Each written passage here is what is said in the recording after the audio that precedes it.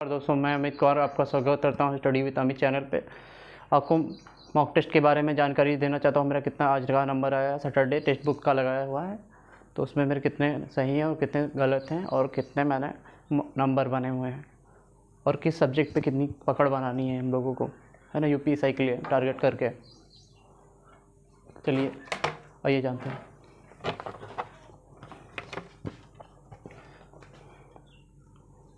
पहले 40 क्वेश्चन हिंदी में होते हैं, हिंदी में 40 क्वेश्चन। दूसरा मैथ,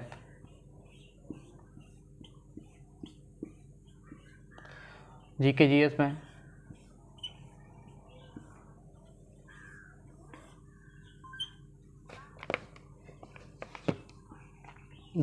में रीजनिंग में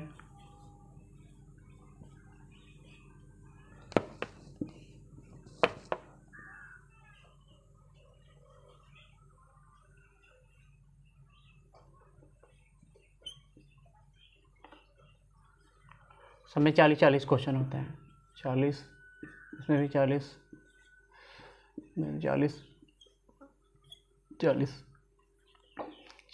क्वेश्चन, है ना, 40 क्वेश्चन होते हैं। मेरा हिंदी में 31 सही है, 9 गलत हुआ है ना, 9 गलत हो गया। और मैथ में 25 सही है, 14 गलत हैं और एक मैंने नहीं किया था। और 25 इसमें 26 सही हैं, जीके जीएस में 26 सही हैं और 14 गलत हैं। रीजनिंग में 25 सही हैं और उसमें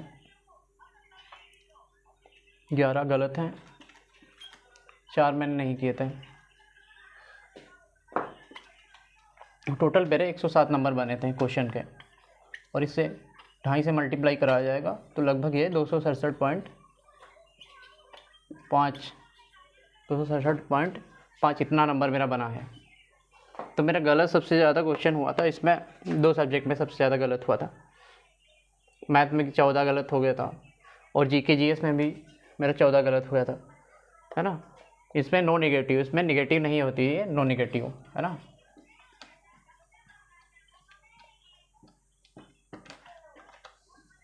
है ना। तो मेरा इस बार मतलब टेक्स्ट बुक का मैंने दिया तो बहुत टफ था पेपर आज का। टेस्ट नंबर 9 था मेरा, उसमें से मेरे क्वेश्चन ऐसे पूछे गए थे। सबसे ज़्यादा मेरा मूल विधि का गलत हुआ था, उसमें क्वेश्चन नंबर 8 आते हैं, तो उसमें से 6 गलत थे, मेरे 2 सही थे। और पॉलिटी में लगभग सही थे मेरे क्वेश्चन काफ़ी, है ना, 12 क्वेश्चन लगभग सही थे। और बाकी जी इसमें, और इसमें ये पूछा गया था एक क्वेश्चन, यूपी का दूसरा विज्ञान पार्क मतलब कहाँ पे है, तो ये संडीला में है। यूपी में दूसरा विज्ञान पार्क कहाँ स्थित है, तो संडीला में है। एक जनजाति द्वारा किया जाता है माघी मेला, जो थारू जनजाति के द्वारा किया गया था, ये क्वेश्चन पूछा गया था जी। और हिंदी में मेरे 9 गलत हो गए, तो ये उसके पैराग्राफ पे जो गद्यांश आता है उसको पढ़कर करना होता है, तो उसमें 2 गलत हो गए थे। इसमें पूछा था चीता का तत्सम, तो उसमें चीता का चित्रक होता है, ये वाला चीता, जो ये चीता था इसका ये तद्भव है, इसका तत्सम हुआ था चित्रक, है ना, ये वाला इसका तत्सम था। और इसमें एक रीजनिंग का सवाल पूछा गया था, उसमें 3 का क्रॉस बना के, मतलब ऐसा क्वेश्चन था टेक्स्ट बुक का रीजनिंग सब्जेक्ट में। 3 क्वेश्चन सही किया जा रहा था, मतलब 3 क्रॉस कर रहा था और बीच वाला ऐसे ही लिखा जा रहा था। और 8वीं सूची में जो 15वीं उड़िया का नाम जो है परिवर्तन किया गया था, 96 संविधान संशोधन द्वारा किया गया था। 96 अमेंडमेंट, है ना, कॉन्स्टिट्यूशन अमेंडमेंट, है ना। एक सूचना का अधिकार जो नया मतलब संशोधन हुआ था 2019 में, आया था 2005 में अधिनियम, तो 2019 में फिर संशोधन हुआ, है ना।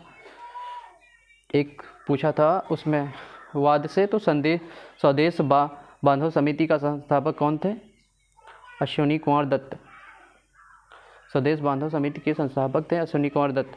और एक पुस्तक पूछी गई थी री ओलियंडर एक पुस्तक जो पूछी गई थी री ओलियंडर,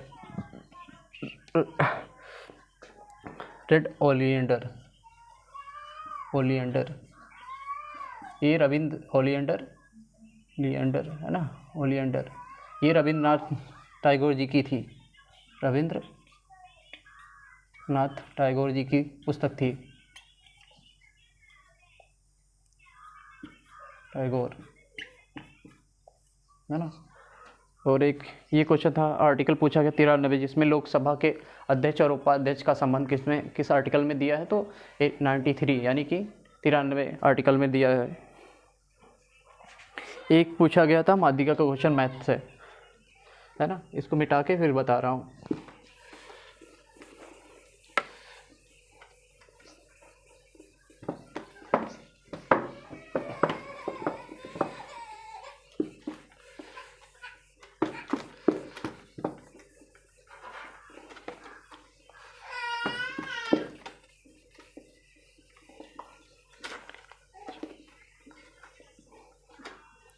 है ना,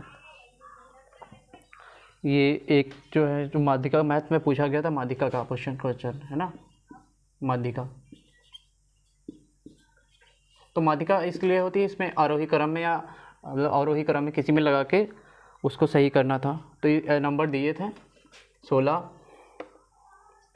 12, 10, 3, नहीं मतलब फिर से बात 16, 12, 13, 16, 12, 13, 10 और 3 और 3, 14, 13, 14, 13, 14, 13, 17, 15, 15, 15 है ना, 15, 17 के बाद 15 है ना, ये 15 और एक क्वेश्चन मतलब जो है 18, 11, इतने नंबर्स दिए थे। तो इसको हम आरोही क्रम में लगा के तभी माध्यिका निकाल सकते हैं, है ना। बीच के लिए मतलब बीचों बीच माध्यिका होती है, जब मतलब बराबर आ जाए, सम हो तो उसे आधा करके जोड़, मतलब आधा करके डिवाइड कर लें, बराबर हो तो 2 से डिवाइड करते तो बीच में मतलब जो संख्या आती है बीच में वही अपने मतलब स्टार्टिंग से देख लेते हैं या उधर से भी देख लेते हैं, है ना। तो चलिए अभी बता रहे हैं। पहला मतलब आरोही क्रम में लगाते हैं, सबसे छोटा नंबर लेते हैं 3, पहला 3 है, इसे काट दिया। 3 के बाद कौन सा छोटा नंबर है, 3 के बाद 11, नहीं 3 के बाद 10 आएगा, सबसे छोटा नंबर 10, 10 फिर 11 आ जाएगा, ऐसे नंबर काट के लिखना है। फिर 12 आ जाएगा, फिर 13 आ जाएगा, है ना, 13, फिर 13 आएगा, 2 बार 13 दिया है ना, तो 2 बार 13 आएगा। और फिर 14, फिर 15, 14, 15, फिर 16 आएगा,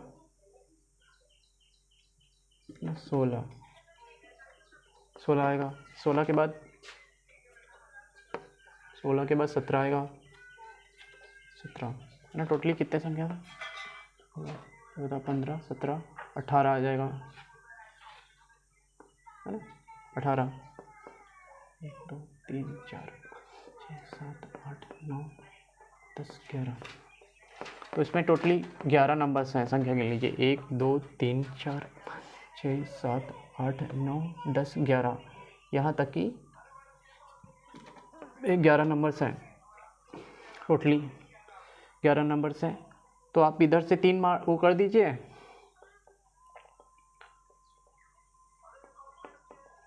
इधर से काट दीजिए, एक उधर से काटिए, एक इधर से काटिए, एक इधर से काटिए, एक इधर से काटिए, एक इधर से लास्ट से, फिर एक बार काटिए, फिर लास्ट से, है ना, फिर एक बार काट दीजिए, फिर एक बार से काट दीजिए। ये बीच वाला नंबर आपका आ जाएगा 13, है ना, यही आंसर था, है ना।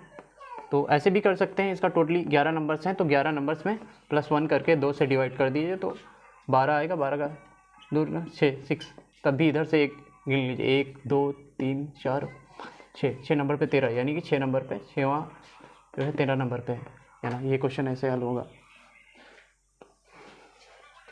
और एक क्वेश्चन था उसका रीजनिंग का, सीरीज वाला, अल्फ़ाबेट।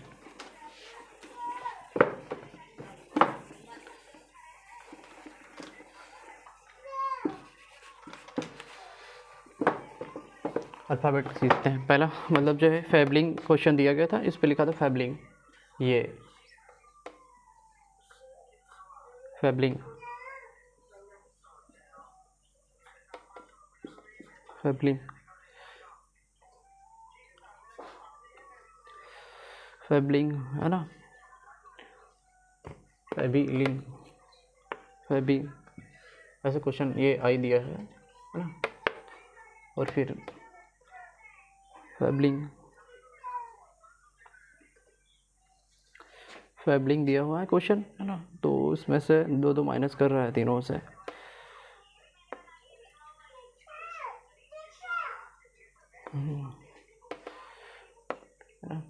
ये ऐसे दिया था फैबलिंग फैबलिंग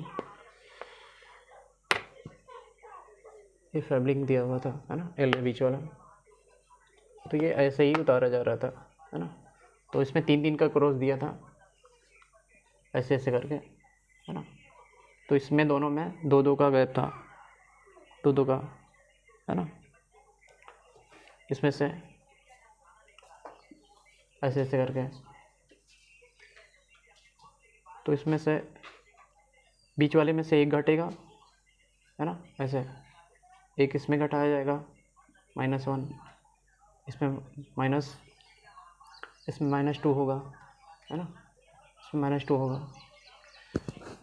इसमें भी, इसमें एक प्लस होगा, इसमें एक प्लस होगा, इसमें भी एक प्लस होगा। इधर बी में प्लस करेगा सी आ जाएगा, सी होगा। एफ के में प्लस करेंगे जी आ जाएगा, और बीच में एक माने माइनस करेंगे जेड आ जाएगा, ऐसा आया।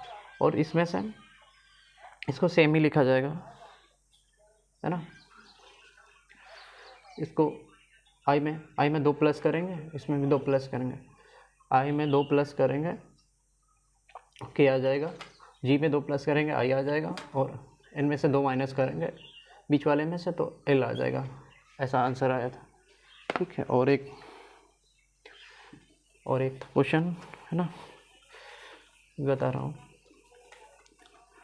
नेक्स्ट।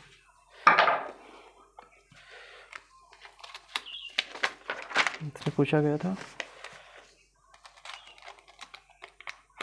सीरीज वाला क्वेश्चन जो संख्या पर आधारित था है ना। एक ये ऐसा था, लिखा था 13 26 23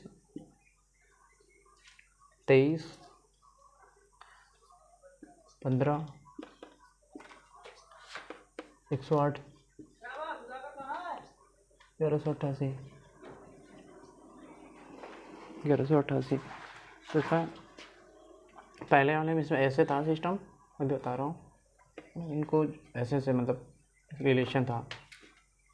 तो अभी बता रहा हूँ कैसे होगा।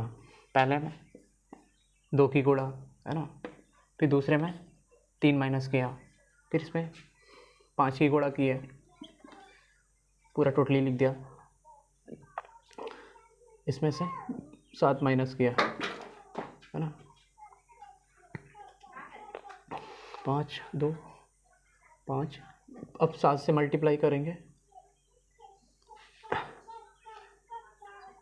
7 से नहीं, 7 से 11 से मल्टीप्लाई करेंगे, 11 से मल्टीप्लाई करेंगे, 11 से 88, पूरा टोटली लिख दिया गया है सही है ना। ये सीरीज था इसका। इसमें किया गया है 13 से गुणा करिए, 13 दूनी 26, 26 में 3 माइनस किया गया तो 23 आया, 23 में 5 भी गुणा किया गया तो 115 आ गया पूरा। फिर इसमें 7 माइनस कर दिया गया, फिर इसमें 108 आ गया। 108 में 11 का मल्टीप्लाई किया तो 1188 आया, इतना आंसर आ गया था है ना। ये पूछा था है ना, 115 वाला है ना।